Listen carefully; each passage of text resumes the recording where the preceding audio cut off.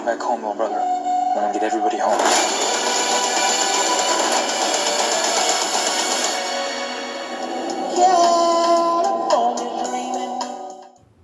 Hello everybody, welcome back to Screenstars. I'm here today to bring you my review for the 2022 action film Ambulance, a film that is directed by Michael Bay and it stars Jake Gyllenhaal, Yahya Abdul-Mateen II, Isa Gonzalez and Garrett Dillahunt.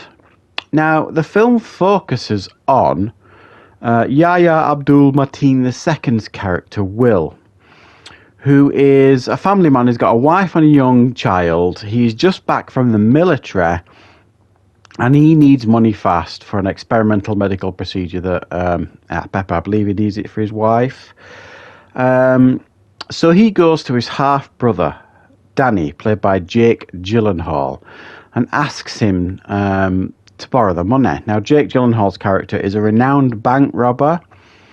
But rather than lend him the money, he basically says to him, right, okay, you can get more money than that. If you come on this job with me today, we're going to go and rob a bank. And Will doesn't really have a choice because he needs this money for this experimental medical procedure. So he joins the crew. As you could imagine, the bank heist doesn't exactly go according to plan. It's a bit chaotic and it all goes wrong, and they end up taking hijack an ambulance and its crew that also has an injured cop on board, and they go on a chase around LA trying to get away from the cops and figure out how they're going to get away with the money. Right, what are my thoughts on Ambulance? Well, this is a film, I'm a bit late to this party. This is a film that came out several months ago, in actual fact. I think it was February or March in the UK, something like that. And it's a film that I saw the trailer of a while ago that just, to be honest, it didn't really do an awful lot for me. It looked very run-of-the-mill type stuff, so it wasn't a film that was particularly exciting me. But I also knew that I would eventually get round to watching it, which I have done now. And I must admit, I actually forgot that it was Michael Bay who was directing this. So my thoughts on Ambulance really are, I've got issues with it, but it is certainly very entertaining and very, very watchable stuff with some pretty spectacular stunts and explosions and driving. All that kind of stuff going on. It feels like almost like a Bad Boys film without Will Smith and Martin Lawrence in some aspects. Or should I say, it feels very much like a Michael Bay film. So take from that what you will. If you like Michael Bay and his style of directing, then there's a lot here to enjoy. And don't get me wrong, I do generally like Michael Bay films, or certainly some of the Michael Bay films that he has done over the years. Doesn't, for me, though, feel like he has evolved his style, really. When you watch this film, it still feels like you're watching an action film from the late 90s or the early noughties. It feels a little bit old-fashioned now, this style of directing from Michael Bay. And I know he has done some other things in recent years that I haven't had a chance to check out yet. But this almost felt like it was a release for Michael Bay, like, oh, let me just do something I'm really good at and everybody expects from me. And that's what you get here with Ambulance. Now, some of the issues I have with it, some of the other issues I have with it is this guy, Jake Gyllenhaal's character, is supposed to be this bank robber that's robbed, I don't know, I can't remember how many they say in the film, but I think it's over 30 banks. Okay, number one, why is he not in jail? If they know he's robbed 30-odd banks, why is he not in jail? And number two, to say he's robbed so many banks, how could he put such a piss-poor plan together? Because it just goes completely tits up. Number one, he's supposed to be this really experienced bank robber and his crew. Why are they not wearing masks for a start? So there's this aspects of this bank robbery where they're not wearing masks, so how do they expect to not get identified? And number two, there's a sequence a bit later on where he does put a mask on when they get out of the bank, and it's a bit like, well, that's a bit late now, Daddy. It just seemed like the worst put together plan ever, and I'm sure there was a better way to do it than the way they did it. The humour in the film doesn't exactly work for me. This Jake Gyllenhaal character, Danny, It's full of wisecracks. I'm just not sure they worked. Jake Gyllenhaal can't exactly carry that off, or it certainly doesn't work in this film, if I'm being honest. And the film is way too long. It's like almost 2 hours, 20 minutes long. It's just too long for a film like this. They needed to shave at least half an hour off this film. 20 minutes minimum, just to make it, I don't know, a little more digestible, because this film, you don't come up for air at all.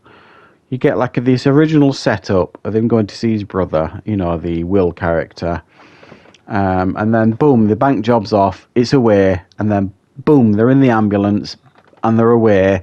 It's just explosion, car chase, gunfights, argument, shouting, and it's like, where are we going to get a breath here?